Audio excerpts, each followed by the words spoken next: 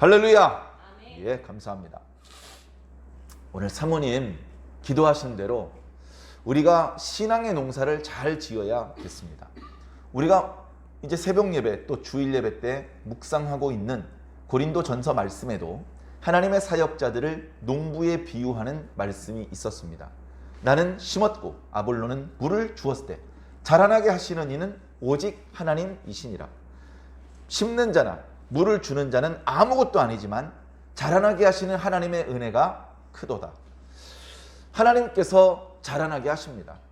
농사에 비유한다면 우리가 우리의 신앙의 농사를 잘 지어야 된다고 말한다면 그 일에서 우리가 하는 부분은 너무나 작습니다. 실제로는 하나님께서 다 하시는 것이죠. 어린아이들을 지도할 때에 어린아이들한테 가르쳐 주었던 노래가 생각납니다. 배추밭에 배추가 넙죽 잘도 자랐네. 자기 혼자 컸을까? 아니요. 정말 혼자 컸을까? 아니죠. 위에 계신 하나님이 키워주셨죠. 포도밭에 포도가 땡글 포도도 위에 계신 하나님께서 키워주신 것이죠. 우리의 몸도 우리의 마음도 우리의 영혼도 우리 영혼 속에 믿음의 집도 하나님께서 키워주시는 겁니다. 물론 우리가 아무것도 안 하고 하나님께서 다 해주세요 이럴 수는 없습니다. 우리가 교회도 출석해야 되고요. 기도도 해야 되고요. 그리고 주의 종이 준비한 말씀을 선포해야 되고 그걸 경청해야 됩니다. 간절한 마음으로 하나님 앞에 진지한 마음으로 우리가 드릴 수 있는 정성과 헌신도 드려야 됩니다. 그런데 우리가 구원을 받는 데 있어서 우리가 그렇게 열중을 하고 집중을 하고 경청하고 투자하고 헌신하는 것은 너무나 작은 거라는 거예요. 그렇게 헌신하고 투자만 하면 믿음이 자동으로 커지고 우리가 다 우리의 믿음을 키운 것이고 그런 것이 아니라는 것입니다. 농사 짓는 일이 시골에서 쉬운 일이 아닙니다. 많이 기계화되었는데도 불구하고 또 뭐 여러 가지로 편리하게 한쪽에서는 모종을 개발하는 사람들이 한쪽에서는 살충제나 제초제나 살균제 같은 것들을 개발하고 또 하우스라든가 여러 농기구라든가 그런 것들이 잘 이렇게 준비가 되어 있음에도 불구하고 상당히 일손이 딸리는 그런 일입니다. 그런데 바쁠 때는 엄청나게 바쁘다가 그 바쁜 일이 지나고 나면 여러 날 편하게 일을 할 수 있습니다. 예를 들어서 벼농사를 지을 때 모를 내고 그 땅을 로타리 치고 뭐 이렇게 준비를 하고 그 모내기 할 때는 엄청나게 힘듭니다. 옛날보다는 기계를 사용하기 때문에 훨씬 수월하다고는 해도 엄청나게 많은 사람들이 동시에 달라붙어서 작업을 하지 않으면 안 됩니다. 그 엄청나게 힘들고 피곤하죠. 그래 일손이 부족하니까 우리 집 할 때는 옆에 사람들도 다 붙어서 우리 집 일을 도와주고 저쪽 집 일을 할 때는 전부 다 저쪽 집으로 달려가서 저쪽 집 일을 도와주는 그런 방법을 쓰지 않으면 감당할 수가 없는 것이죠. 뭐 두레라고 우리 선조들이 사용했던 방법들이 오늘날 시골에도 여전히 유효할 수밖에 없는 것은 일손이 너무나 달리기 때문에 그렇습니다. 자, 그런데 그렇게 모내기를 일단 끝내고 나면 그리고 나서는 하나님이 다 해주시는 거예요. 그 뭐가 자라는데 필요한 것이 뭡니까? 물이죠. 그리고 햇볕입니다. 그리고 우리가 잘 모르는 것이 바람입니다. 그것은 하나님께서 주시는 겁니다. 물을 어떻게 길어다가 또는 뭐 지하수를 펌프로 뽑아 올려서 뭐 그러는 노력은 좀 있지만 물 자체를 하나님께서 만들어 주시는 것 아닙니까? 물 자체를 주시지 않는 지역에서는 벼농사가 불가능해요. 우리는 늘 쌀을 주식으로 살고 있지만 기후적으로 물이 부족하면 쌀을 재배할 수가 없습니다. 전 세계적으로 쌀을 재배할 수 있는 지역이 그렇게 많지 않아요. 선진 문물이 발달했다고 하는 서구 유럽은 벼농사가 거의 불가능하고 밀농사를 지을 수 있을 뿐입니다. 문화가 완전히 다르죠. 하나님께서 물도 풍성하게 주셨고 햇볕도 풍성하게 주셨고 또 온도라든가 바람이 부는 것이라든가 비가 오는 것을 적당하게 해주시는 거예요. 하나님께서 다 해주시는 것이죠. 그래, 모내기를 끝내고서 풀이나 뽑고 뭐 농약이나 좀 치고 그리고서 대부분의 날들은 수월하게 일을 안 하고 지나가다가 추수할 때 또 바짝 달라붙어서 일을 하는 것이죠. 우리 신앙도 마찬가지입니다. 우리가 해야 될 부분이 있습니다. 기도도 해야 되고요. 말씀도 들어야 됩니다. 그런데 그렇게 하면 정말 어려운 일, 중요한 일은 하나님께서 다 해주십니다. 하나님께서. 제가 목사가 되었습니다. 저는 스스로 제가 부족하다는 걸 알고 늘 겸손하려고 노력을 하고 있는데 그래도 일반 성도들보다는 그래도 믿음이 좋고 하나님께서 여러 가지 방법으로 가르쳐 주시고 훈련하시고 연단받게 하셔서 강하게 하시고 그렇게 교회와 성도들을 섬길 수 있는 그런 힘을 하나님께서 길러주셨죠. 제가 한 게 아닙니다. 하나님께서 다 해주셨습니다. 처음부터 주일학교 다닐 때 중고등부 신앙할 때부터 나 목사가 돼야지 그런 꿈은 없었습니다. 그저 하나님께서 어렸을 때부터 저를 저도 모르게 준비하고 계셨던 것입니다. 물론 제 나름대로 열심히 한 부분도 있습니다. 그러나 하나님께서 해주신 것에 비하면 저의 노력은 너무나 보잘것없는 것이죠. 그냥 하나님께서 다 해주신 것입니다. 제가 남달리 기도를 만약에 잘한다면, 제가 남달리 성경 말씀을 많이 알고 있다면, 제가 남달리 이 성경 말씀을 조리 있게 잘 전파할 수 있다면 제 것이 아닙니다. 하나님께서 주신 것입니다. 내 것을 자랑해야 됩니다. 하나님께 받은 것을 자랑하는 것은 올바른 것이 아니죠. 오직 하나님께 감사하고 하나님께 영광을 돌리고 모든 것들을 하나님 덕분이라고 말씀드릴 수밖에 없습니다. 그건 억지가 아니고 사실이 그렇기 때문에 그렇습니다. 농사입니다. 지금도 하나님께서는 농사를 짓고 계십니다. 저를 통해서 또 성도 여러분들을 통해서 일하고 계십니다. 어떤 형태로 일하실지 우리는 알 수 없습니다만 겸손한 마음으로 하나님께서 하시는 일에 참여해 주시기를 바랍니다. 하나님께서 씨를 뿌릴 때 싫어요 싫어요 싫어요 이렇게만 하지 않는다면 복 받습니다. 복 받습니다. 여러분, 머리를 아무리 잘 깎고 멋지게 다듬어 줄 수 있는 그런 실력을 갖춘 미용사 앞에 앉아 있더라도 간지러울 때마다 갑자기 머리를 돌리면 미용사가 실력 발휘를 할 수 없습니다. 가위를 움직이는 순간에 머리카락을 돌려버리면 미용사가 원하는 대로 잘려지지 않습니다. 머리가 망가질 수도 있습니다. 하나님께서 우리를 만지십니다. 하나님께서 우리를 기르십니다. 그때에 때때로 뭐 간지럽고 또는 고통스럽고 우리가 예상하지 못하는, 그래서 그냥 가만히 있기만은 어려운 그런 상황이 생길 수도 있습니다. 그러나 하나님을 믿으십시오. 하나님을 믿으십시오. 하나님을 믿고 조금 간지러워도 따끔따끔해도 그래도 하나님께서 하실 때 그냥 하나님 원하시는 대로 편하게 할 수 있도록 내가 가만히 있어야 최고의 걸작품이 나오는 거야. 그렇게 하나님을 믿고 기다려주시고 인내해 주시면 복 받습니다. 복을 못 받을 자들이 없습니다. 복은 특별한 사람들이 무슨 편법을 써서 하나님의 복을 자기들만 독차지하고 그런 게 아닙니다. 복은 누구나 하나님을 믿고 인내하고 하나님께 자신을 온전히 맡기고 하나님 뜻에 순종하면 다 복 받을 수 있습니다. 그렇게 인내하고 순종하는 자들이 너무 적어서 축복을 어마어마하게 받을 수 있는 자리에 있으면서도 복을 못 받고 오히려 저주를 받는 경우들이 생기기 때문에 축복받는 건 어려운가 봐, 구원받는 건 어려운 건가 봐, 경쟁률이 심한가 봐.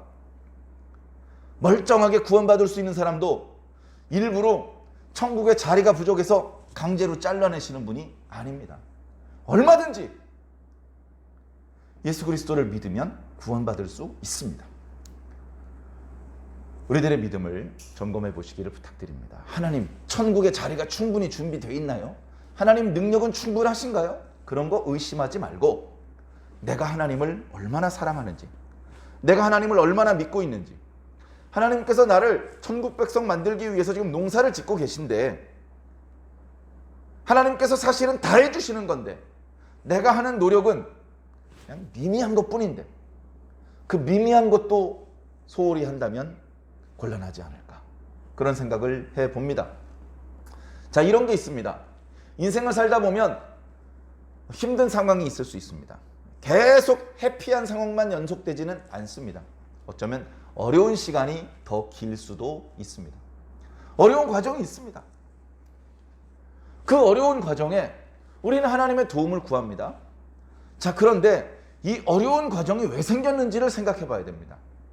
첫 번째, 말 안 듣고 내가 자꾸 죄를 지어서, 예를 들면 간땡이가 자꾸 딱딱해져, 의사 선생님 말씀 듣지 않고 자꾸 술을 마셔서, 그래서 간땡이가 땅땅해지는, 이렇게 원인이 자신한테 있는 그런 고난도 있습니다. 그런가 하면 원인을 알 수 없는 고난도 있을 수 있습니다. 그런가 하면 내가 하나님을 잘 믿기 때문에 생기는 고난도 있을 수 있습니다. 자, 고난이 닥치면 우리들의 힘만으로 극복해내기 어렵기 때문에 전능하신 하나님의 도와주심을 간절히 구합니다. 하나님 능력도 강하시고 성품도 자비하시고 우리가 진심을 다해서 기도하는 거 다 들어주시고 그렇기 때문에 하나님 믿고 기도하는 것이죠. 자, 그런데 기왕이면 우리가 어려움을 당할 때 하나님의 일을 하다가 하나님을 잘 섬기려고 하다가 어려움을 당하는 상황이라면 하나님께 도와달라고 할 때에 당당할 수 있습니다. 하나님의 일을 하려다 보니까 이렇게 어려워졌습니다. 하나님 도와주십시오. 막 부끄럽게 어떻게 얘기를 꺼내지 이럴 필요가 없습니다. 하나님 말씀하신 대로 고생스러울 거라고 하더니 정말 고생스럽습니다. 주님 도와주십시오. 힘들면 기도하라고 하셨지 않습니까? 지금 기도 이렇게 간절히 하나님 앞에 드리니 하나님 다음에 도와준다고 미루지 마시고 지금 당장 도와주십시오. 그렇게 기도할 수 있습니다. 응답도 빨리빨리 와요. 그러면 그런 상황에는. 자, 그런데 뭔가 어려움이 있는데 하나님의 말씀을 순종하지 않아서 생기는 어려움입니다. 동쪽으로 가라 그러셨는데 말 안 듣고 서쪽에 갔다가 교통사고가 꽉 났어요. 아이고 아프고 힘드니까 하나님 앞에 도와달라고 말씀을 드려야 되는데 아이고 입이 안 떨어지네. 입이 안 떨어져. 네? 그럴 때는 할 수 없이 회개가 먼저 앞서야 됩니다. 하나님 죄송합니다. 동쪽으로 가라고 말씀하셨는데 제가 어리석게 그만 서쪽으로 갔습니다. 그리고 이렇게 사고가 나고 말았습니다. 주여 저의 연약함을 불쌍히 여겨 주시옵소서. 주님 이 상처를 빨리 치유해 주시옵소서. 다시 건강을 회복한 이후에는 이젠 정말 순종만 하겠습니다. 하나님만 보고 살겠습니다. 그렇게 회개하고 하나님의 도와주심을 간구하고 그리고 하나님의 뜻대로 살 것을 서원하는 기도를 드릴 수밖에 없을 것입니다. 여러분들은 어떤 기도를 드리고 있습니까? 하나님 도와주십시오 라고 할 필요가 없는 그런 성도가 혹시 있습니까? 제가 교회 다니면서요 그런 사람 한 명도 만나본 적이 없습니다. 기독교 역사 2000년 아니 하나님께서 천지를 창조하신 이후에 하나님의 도와주심이 필요 없는 아이고 하나님 도와주세요 살려주세요 인도해주세요 이렇게 뭔가 주세요라고 기도하지 않아도 되는 사람을 본 적이 없습니다. 우리는 항상 아쉽습니다. 신앙이 있든 없든 아쉬움이 끝이 없습니다. 그래 우리가 신앙인으로서 하나님 앞에 구할 때 내가 가장 아쉽게 생각하는 부분 그 부분을 먼저 구하게 됩니다. 나를 고통스럽게 하는 것이 여러 가지가 있습니다. 그 중에서 가장 나를 고통스럽게 하는 거 그걸 제일 먼저 기도합니다. 그걸 제일 자주 기도하게 됩니다. 여러분들은 어떤 문제를 하나님 앞에 기도합니까? 여러분은 어떤 제목의 기도를 하나님 앞에 자주 올리십니까? 여러분들이 기도하는 그 부분이 어찌 보면 여러분들이 싸우는 최전방입니다. 최전방입니다. 여러 가지가 있습니다. 우리를 괴롭게 하는 것들이. 대표적으로 물질적인 어려움이 있을 수 있습니다. 육체적인 고통이 있을 수 있습니다. 질병도 있을 수 있고 또 여러 가지 관계가 불편한 그런 것도 있을 수 있습니다. 그 밖에도 다양한 종류의 고민과 고통이 우리에게 있습니다. 그런 것들이 동시에 올 수도 있고요. 단골 메뉴처럼 항상 그 문제가 또 찾아오고 또 찾아오고 뭐 그런 경우도 있을 수 있습니다. 별 수 없죠. 1000명이면 1000가지 상황입니다. 다 조금씩 다릅니다. 그럼 자기에게 해당되는 기도를 하나님 앞에 드릴 수밖에 없어요. 하나님께서 복을 주셔서 육체는 건강해. 잘 안 아파. 잘 먹어도 조금 잘 못 먹어도 크게 탈나는 데 없이 육체는 항상 건강해. 정말 감사하죠. 근데 관계가 항상 불편해. 저 사람하고 또 싸웠고 이 사람하고 좀 오해가 있고 그럴 수 있습니다. 관계도 좋고 몸도 건강한데 항상 물질적으로 피곤해. 물질적으로 항상 모자라고 항상 쫓기고 그럴 수 있습니다. 그 부분을 가지고 기도하는 거예요.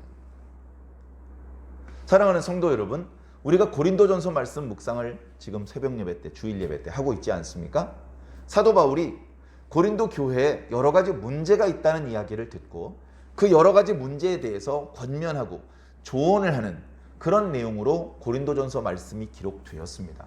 그래서 우리가 지금 묵상한 내용들을 보면 교회에 분쟁이 있었다는 그런 어떤 문제, 그리고 성도들 중에서 음행을 저질렀다고 하는 그런 문제, 그런 문제에 대해서 사도 바울이 어떻게 그 문제를 이해하고 해결해 나가야 되는지에 대해서 권면해주고 있습니다.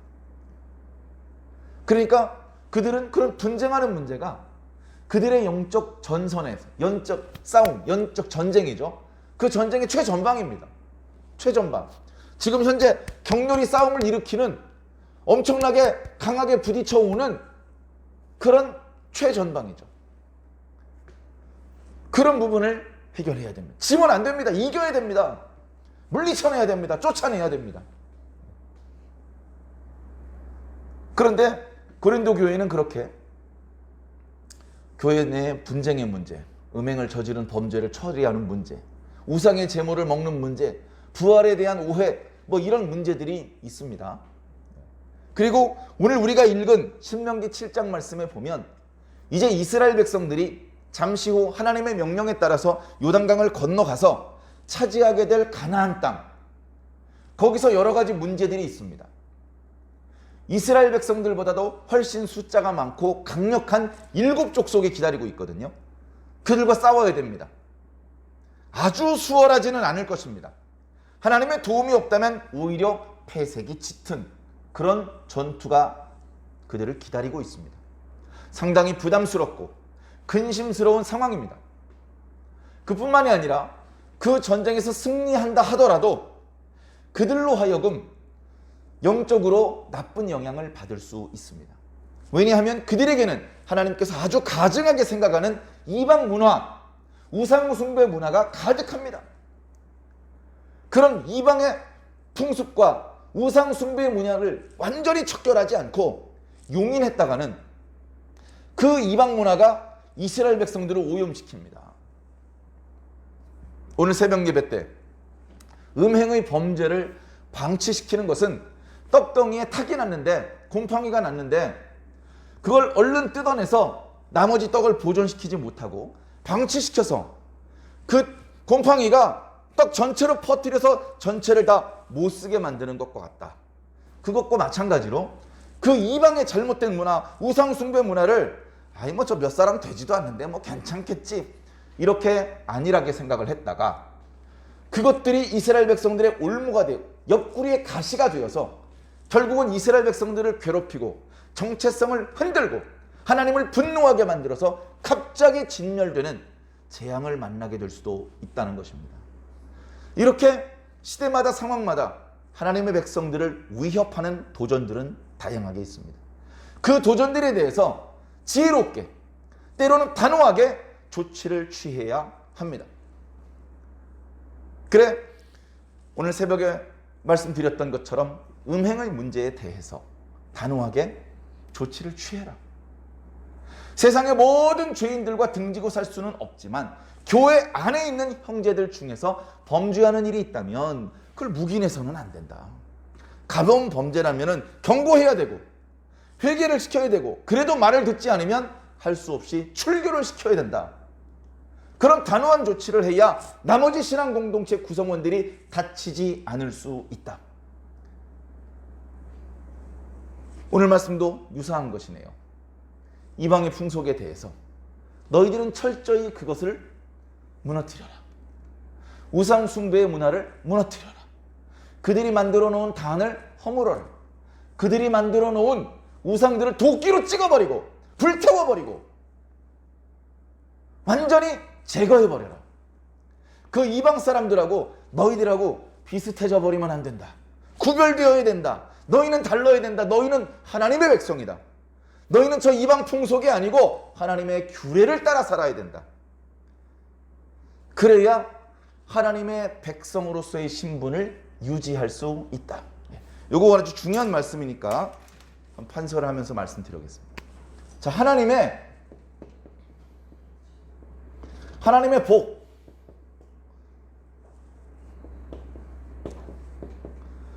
다 이 하나님의 복을 받고 싶어 합니다. 저도 받고 싶어요.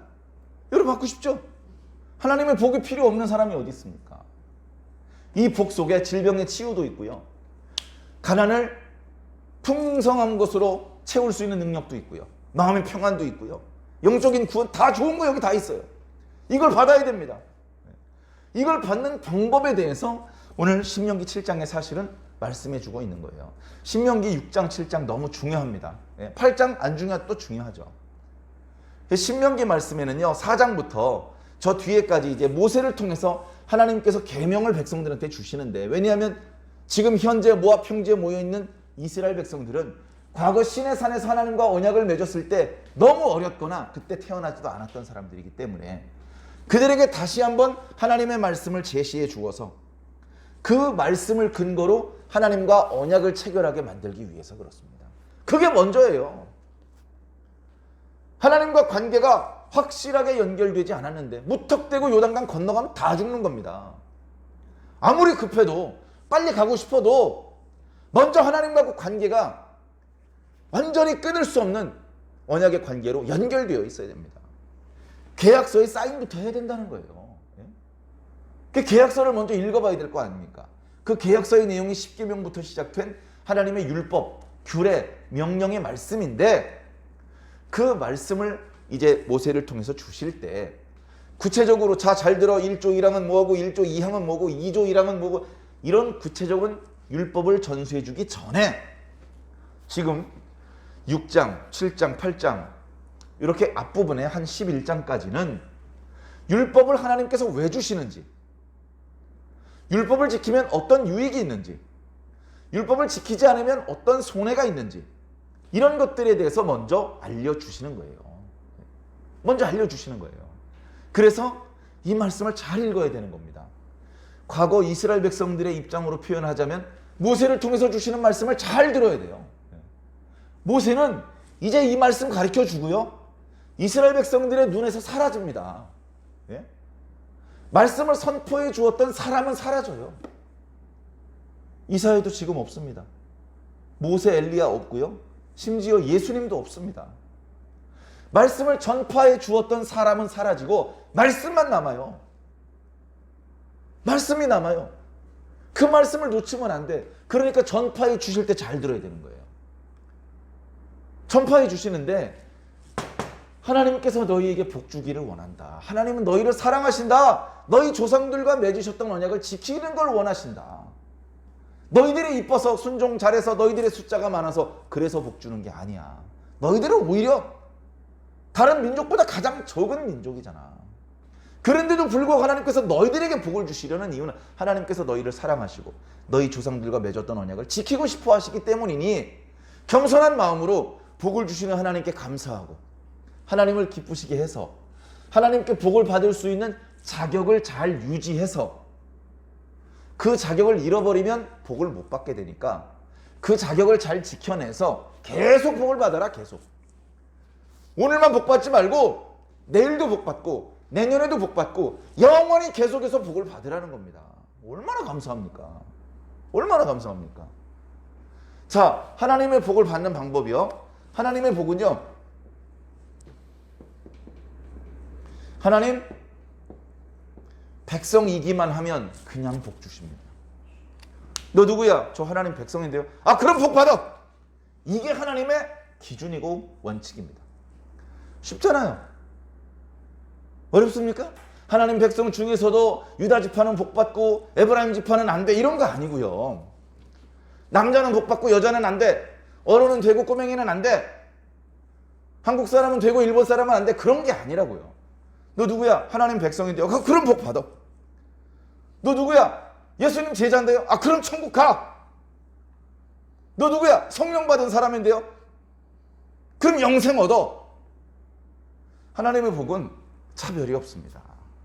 애꾸눈은 안 주고 두 눈 뜬 사람만 준다? 그런 거 없어요. 하나님의 백성이기만 하면 그러면 누구든지 복을 받을 수 있습니다. 누구든지.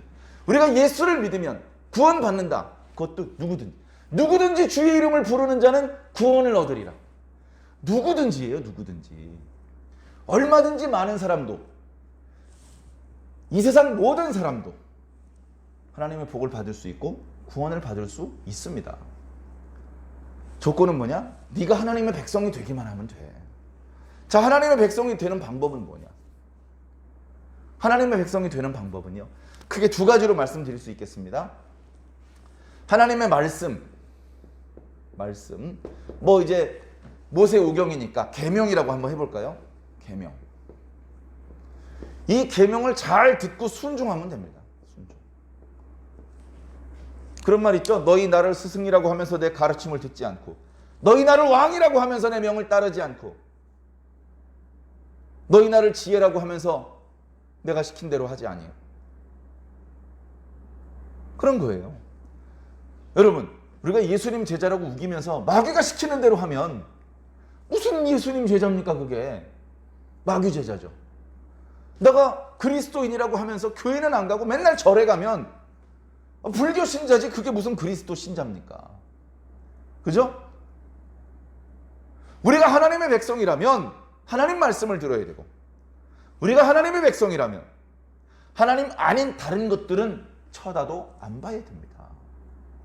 자, 그래서 두 번째가 그거예요. 자, 이방인,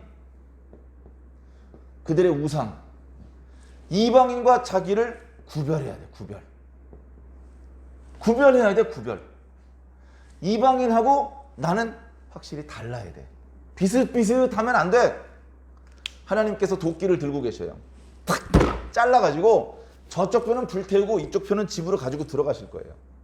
어디까지가 이방인인지, 어디까지가 내 백성인지 경계가 분명히 분리가 돼야 거기에 도끼를 들이대실 것 아닙니까?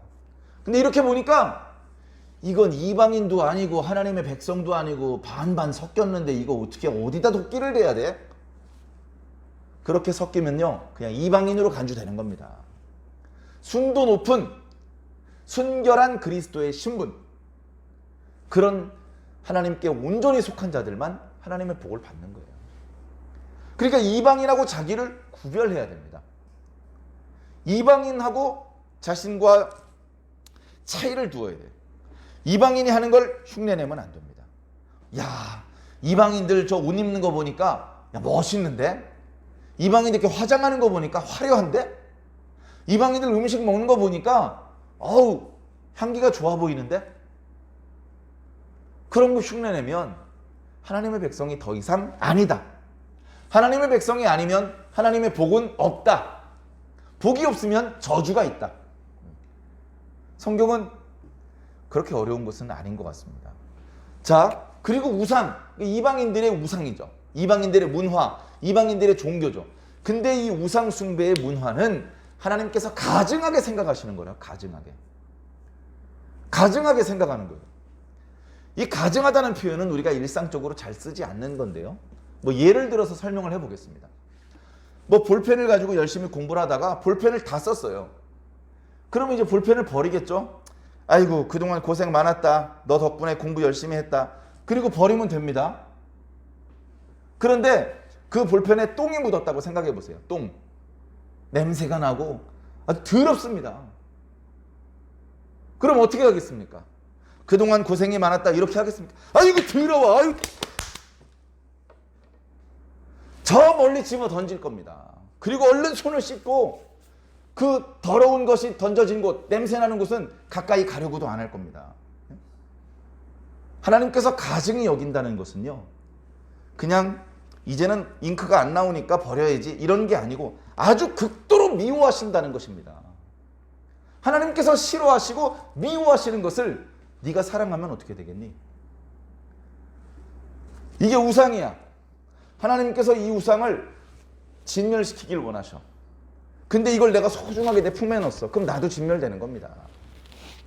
하나님께서 이걸 미워하시니까 나도 이걸 미워해야 되는 거예요. 그래야 내가 살고, 그래야 내가 하나님의 백성이고, 그래야 내가 계속해서 복을 받는 거예요.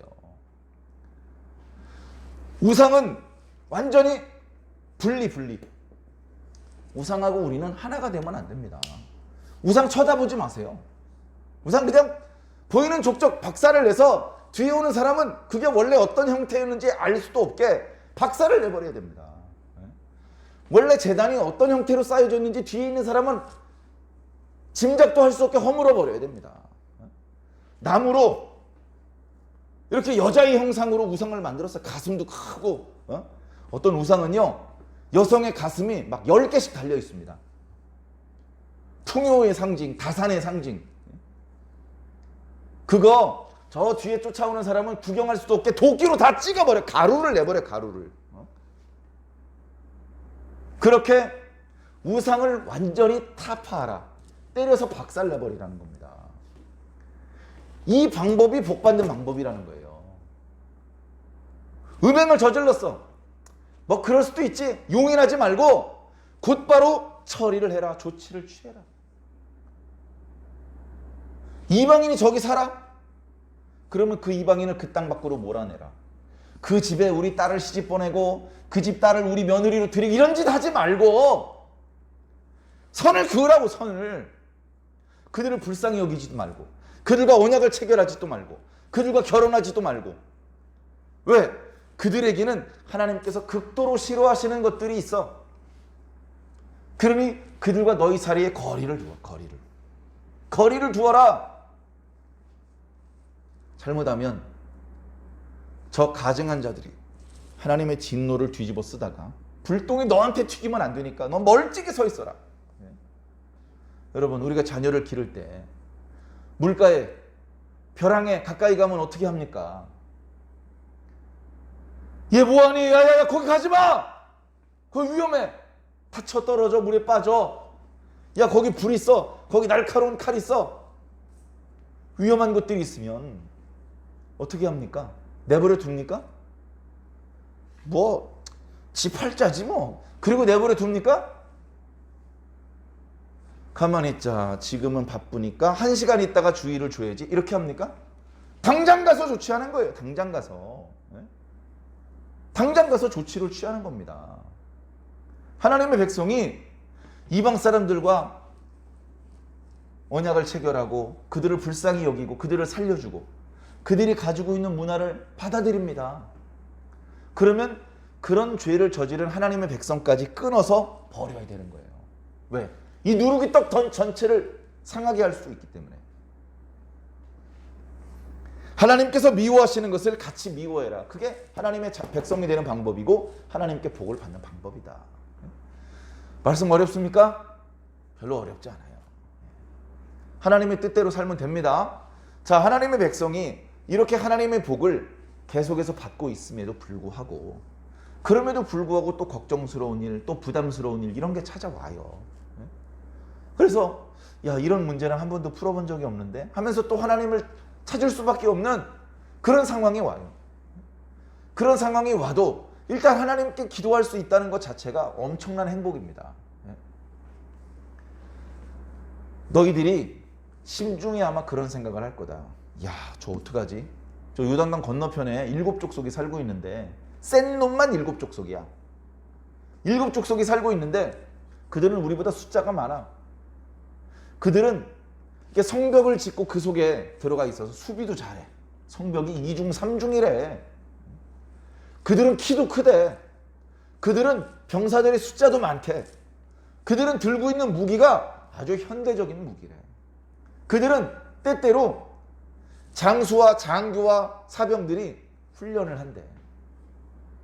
아주 강력한 군대를 가지고 있대. 그런 얘기를 들으면요, 두려운 마음이 앞섭니다. 이거 어떡하지? 싸워서 이길 수 있을까? 우리보다 숫자가 많다 그러는데 어떡하지? 그런 마음이 든다면 그들을 두려워하지 말아라. 사랑하는 성도 여러분, 하나님의 백성들을 두렵게 할 것들이 얼마나 많이 있습니까? 교회가요, 돈이 없어요. 교회 재산이 다 압류당하고요. 뭐 이렇게 뭐 보증에 걸려 있고 담보에 걸려 있고, 이게 일이 잘못돼가지고 홀랑 다 넘어가게 생겼고, 얼마나 두렵고 불안합니까? 두려울 수밖에 없어요. 우리를 두렵게 만드는 일들은 있을 수 있습니다. 많이 있을 수 있습니다. 자, 그런 상황이 되었을 때 그들을 두려워하지 마라. 그 가나안에 살고 있는 7 족속보다 예전에 애굽 땅에 있었던 병사들이 더 많았어. 애굽 땅에 있는 그 군대가 훨씬 강력했어. 그럼에도 불구하고 하나님께서 애굽 땅에 재앙을 쏟으시고 너희들을 건져내시지 않았느냐. 그때 애굽 사람들에게 재앙을 베푸셨던 하나님께서 이번에는 가나안 사람들에게 재앙을 내리실 것이다. 그들이 너희와 싸워서 절대로 이길 수 없다. 내가 너희 이스라엘 사람 편에 있을 것이다. 내가 너희와 함께 할 것이다. 너희가 반드시 이길 것이다. 과거에 애굽 사람을 혼내주셨던 하나님께서 이번에는 가나안 사람들을 혼내주실 것이고, 너희는 그들과 싸워서 이길 것이고, 그들을 다 몰아낼 것이고, 그 땅을 차지하게 될 것이다. 너희가 그 땅을 차지한 이후에도 계속해서 하나님의 말씀을 잘 듣고 순종하면 그럼 복 받을 것이다. 하나님이 약속하신 대로 복 다 주실 것이다. 너희들의 자녀도 손주들을 많이 낳을 것이고, 너희들이 기르는 가축들도 새끼들을 많이 낳을 것이다. 씨만 뿌리면 풍년이 될 것이다. 가족들의 숫자가 점점점 불어날 것이다. 너희들의 양식과 재물이 점점점 많아질 것이다.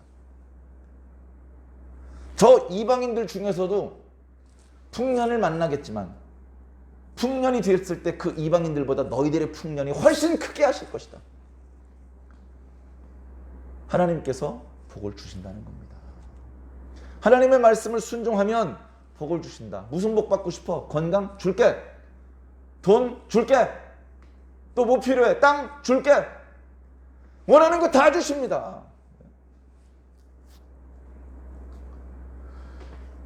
그런데 딱 하나, 이방인들과 자신을 구별하지 않으면, 이방인의 우상 숭배 문화를, 그것을 받아들이면, 야, 이방인들이 이거 금으로 만들었어. 금으로.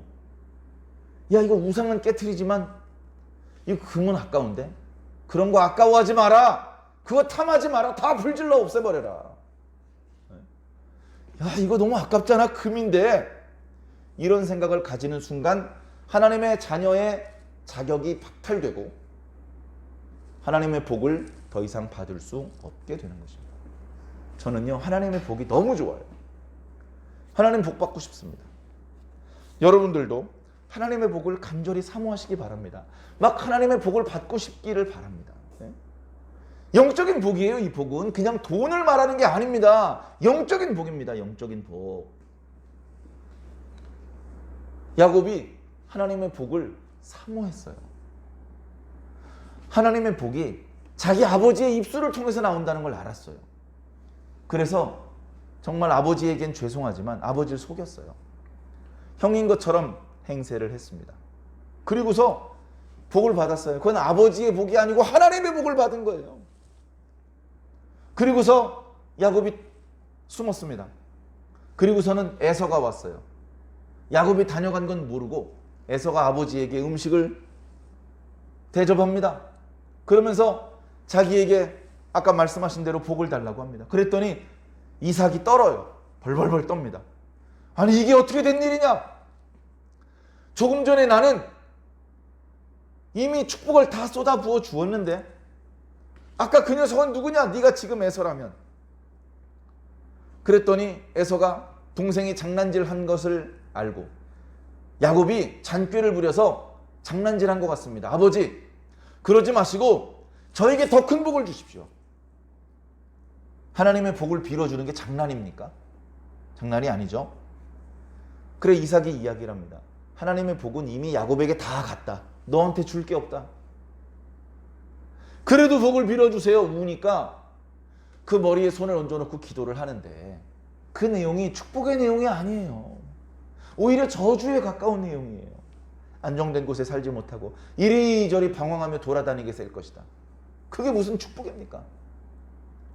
그리고서 에서가 나와서 동생을 만나면 죽여버리려고 해요. 그래 어떻게 하루에 아들 2명을 다 잃어버릴 수가 있느냐 하면서 야곱을 외가로 보내죠. 무척 고생스러웠습니다. 그러나 어찌되었건 야곱은 하나님의 복을 받고 싶은 마음이 있었어요. 여러분들은 하나님의 복을 얼마나 받고 싶습니까? 하나님의 복, 돈도 아니고 그 영적인 복이라는 거 꼭 있어야 돼? 그럼 복 받아봤자 복 없는 거하고 차이도 없는 것 같은데 난 그냥 몸뚱이 건강하고 돈이나 많았으면 좋겠어. 사랑하는 성도 여러분, 하나님 없이 시간이 많고 돈이 많으면 그 시간과 돈을 반드시 죄 짓는 데 쓰게 됩니다. 차라리 바쁘고 차라리 돈이 없는 것이 행복한 것입니다. 큰 범죄를 저지르지 않을 수 있기 때문에 그렇습니다. 그러나 하나님과 함께 돈과 시간을 얻는다면 그 돈으로 많은 죽어가는 사람을 살릴 수 있는 그런 좋은 일도 할 수 있습니다. 중요한 건 돈이 있느냐 없느냐가 아니고 하나님이 있느냐 없느냐입니다. 하나님의 복을 우습게 생각하지 마십시오. 교회 와야 복받아, 예배 들어야 복받아, 말씀 들어야 복받아, 순종해야 복받아, 기도해야 복받아, 헌금해야 복받아, 전도해야 복받아. 아유 그렇게 힘들면 저 복 안 받을게요.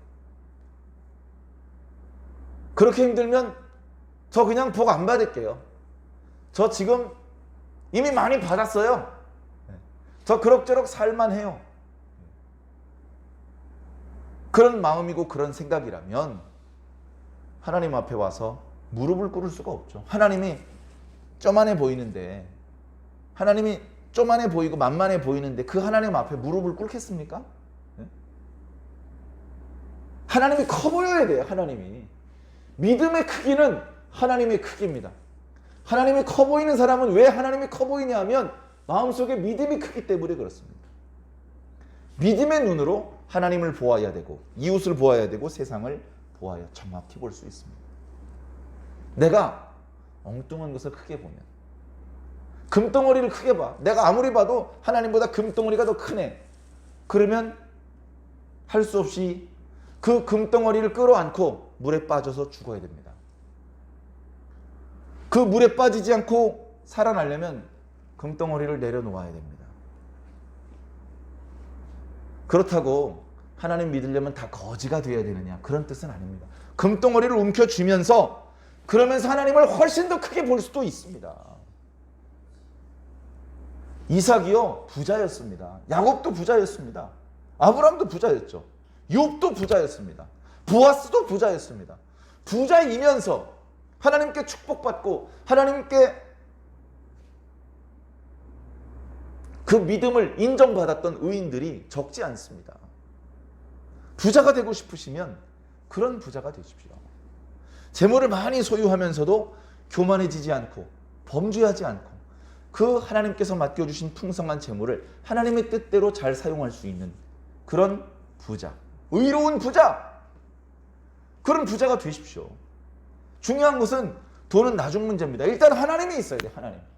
하나님이 있는 상태에서 돈이 들어와야 돼. 돈부터 벌어놓고 그 다음에 하나님을 불러오려고 그러면 하나님을 모셔올 수가 없습니다. 이미 늦었어요. 마음의 재물이 주인 노릇을 하고 있습니다. 하나님도 재물이 시키는 대로 해야 된다고 주장을 하게 됩니다. 그런 돈은 필요 없습니다. 사랑하는 성도 여러분, 우리는 어떤 믿음을 가지고 있습니까? 우리는 무엇을 더 크게 보고 있습니까? 무엇을 더 중요하게 생각하고 있습니까? 하나님이 먼저가 되시기를 부탁을 드립니다. 하나님께 예배를 드리는 것이 내가 일주일 동안 살아가는 그 생활 계획표 중에서 가장 우선순위가 되기를 바랍니다. 복잡한 일 많이 있죠. 중요한 일도 많이 있습니다. 근데 그 중요한 일들보다 하나님 만나는 게 더 중요해야 됩니다. 내가 몸이 아파서 링겔을 팔뚝에 꽂고 있더라도 그 링겔 들고 여기 예배당에 누워서라도 내가 예배를 드리겠다. 그런 정도의 우선순위를 가지고 있다면 그 사람의 기도는 하나님께서 반드시 들어주실 것입니다. 내가 과연 하나님을 진짜로 믿고 있나? 내가 하나님 앞에 기도해서 원하는 것을 얻어낼 수 있는 그런 당당한 믿음과 자격을 획득하고 있나? 생각해 봐야 됩니다. 그래서 부족하죠. 저도 부족하고 늘 부족합니다. 우리가 할 수 있는 최선을 다해 주셔야 됩니다. 하나님께서 우리가 다 하라고 하지 않습니다. 성의만 보이면 됩니다. 최선을 다하는 모습을 보여주면 됩니다. 그러면 정말 힘들고 어려운 부분은 하나님께서 다 대신해 주신다니까요. 농사랑 똑같다니까요. 씨 뿌리고 물 주는 게 무슨 일입니까? 자라나게 하시는 것이 하나님이라니까요. 우리가 믿음으로 기도하고 믿음으로 순종하면 그 나머지 우리가 도저히 할 수 없는 하나님의 능력을 경험하게 되실 것입니다. 하나님의 능력을 밤낮으로 경험하는 행복한 신앙을 이어나가시기를 주의 이름으로 간절히 축원합니다.